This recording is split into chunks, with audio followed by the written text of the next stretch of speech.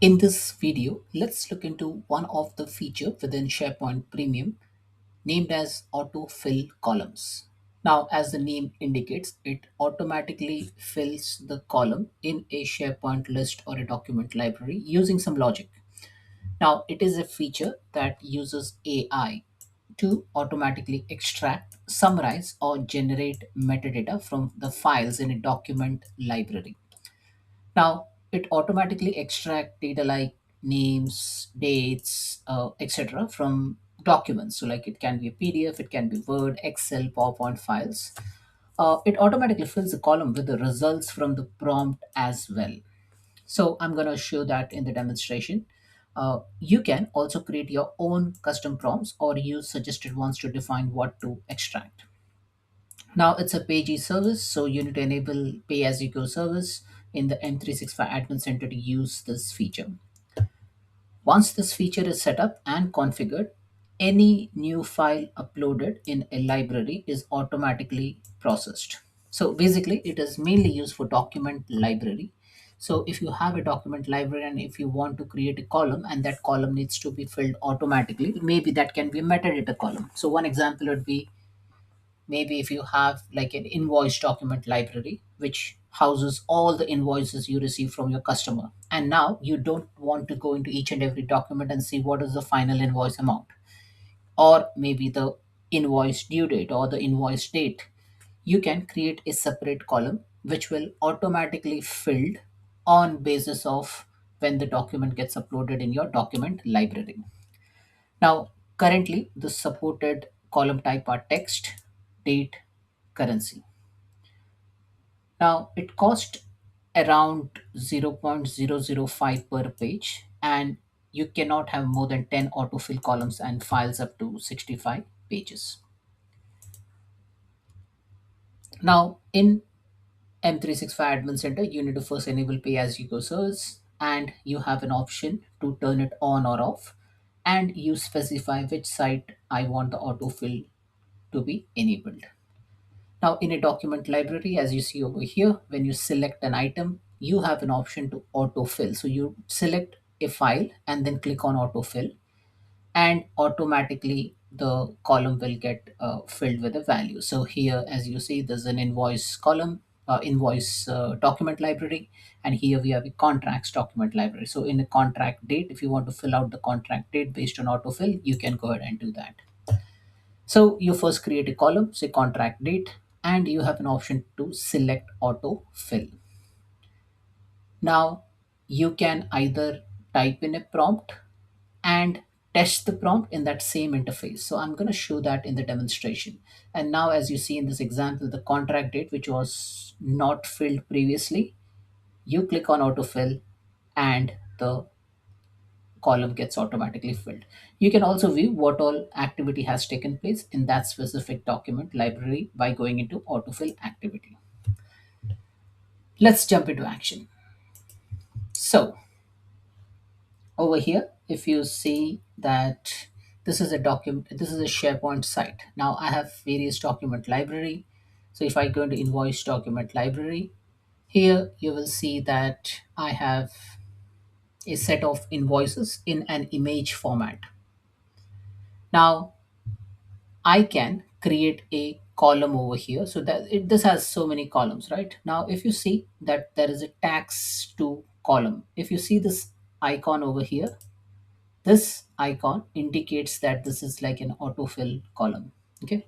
Now, if you see in invoice 3, you don't have anything written over here, right? In this column or in this column. Now, if I just go to say second document over here, and if I click on autofill, then you will see that your files are being processed. This may take several hours. AI generated content may be incorrect. Check the column results.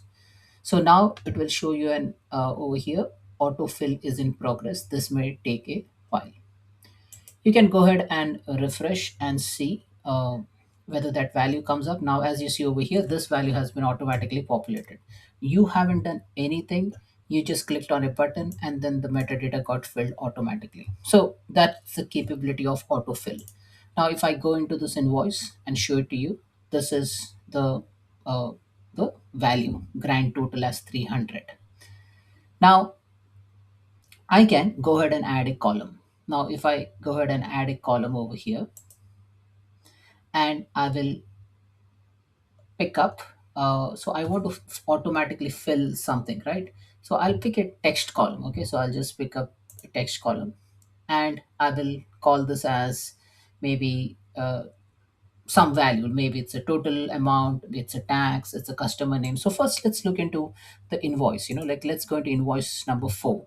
Now see, this is the uh, invoice. It has a subtotal, it has a tax rate, it has a balance due. So let's assume we look into, say, the total. If you want to extract the total from this invoice, what we can do, add a column, text, and say total value, and I will select this autofill. So if you see, automatically generate content to fill this column. So I'll just turn this on, and here I can say that extract total value from invoice, or it can be any prompt. Like if you want to extract the customer name, if you want to extract the tax value, if you want to extract the line item, you can go ahead and test it. Now, before you even save this, you have an option to test the prompt. So I'll click on, say, invoice 4, and I'll test it. Now see what value it returns. So extract total value from invoice, and it has returned a proper value. Now you can also shape up your prompt in such a way: extract total value from invoice and prefix pound sign, remove decimal value. So you can go ahead and like say configure your prompt as per your requirement. Now I've just written like just remove the decimal value and put the prompt a prefix as a pound sign. So it has done a good job. I'm happy with it, and I can go ahead and save it. Okay, so like that you can play around with that. Now, okay, I have so many columns listed over here. Let's go ahead and do that one more time. So plus click on text, click on next, and here I will say pound value as just the name of the column. Click on autofill and extract total value and prefix with pound sign, remove decimal value. Now I'm not going to test it. I'll just click on save because I'm happy with the prompt which I tested it earlier. Now I have this column. Now if you see all this column has this sign, a symbol over here. So pound sign has a symbol that indicates that this is an autofill column. So you can go into any of the invoice. So let me go into invoice number 5. Now invoice number 5 has dollar value 154.06. Now if you are in some different region and if you want your own currency to be displayed, you can go ahead and do that. Okay, so here I will just go into select this item, click on autofill columns, autofill, and then it will show you that it is autofill is in progress. Invoice number 5, currently there is no value in the pound value. I'll just refresh it, and if you see invoice number 5, this value is now pound 154. So like that, you can autofill the value. Now there are other columns, other items over here. So let me go ahead and maybe just put a list value so that you can see everything at once. And now if I just select this two item, and if I click on autofill, now again, your files are being processed. It might take some time. So let's see if this first two row item gets filled or not. It is quite quick sometimes, but sometimes it may say take some time. Now yes, you can see that it has put pound 300, so it has automatically filled the value. And for the first item, yes, it has filled 971. So as you see over here, the invoice title is 971 300, and it has automatically filled. Now, for this column, which I used to calculate the tax, now in this document, there is no tax, and then it will put the value as not found, or whatever things you want, like NA or dash or whatever.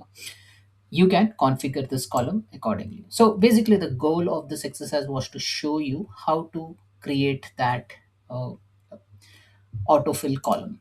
Now, if you want to see all the activities that has taken place in the autofill, you can just select an item or just go to autofill columns and click on view recent activity, and it will list on whatever processing you have performed. Now, this is about document library. Now, let me go into say list. So this is a list item. Now, within a list item, you can click on three dots over here, or maybe click on this item, and you can see you don't see any option with regards to that quick fill. Now, if I click on add column and maybe a text value, click on next, you don't see that option over here for a list column. So it is only applicable for a document library. So this is a list. And if I go into my document library. So let me pick up any document library for a matter of fact. Let me go into a Girish doclib over here. And against a document library, if you create a column, so I'll go ahead and create a column. If I select a text column, then you will see the autofill option is enabled over here. So that's the difference between a list and a document library.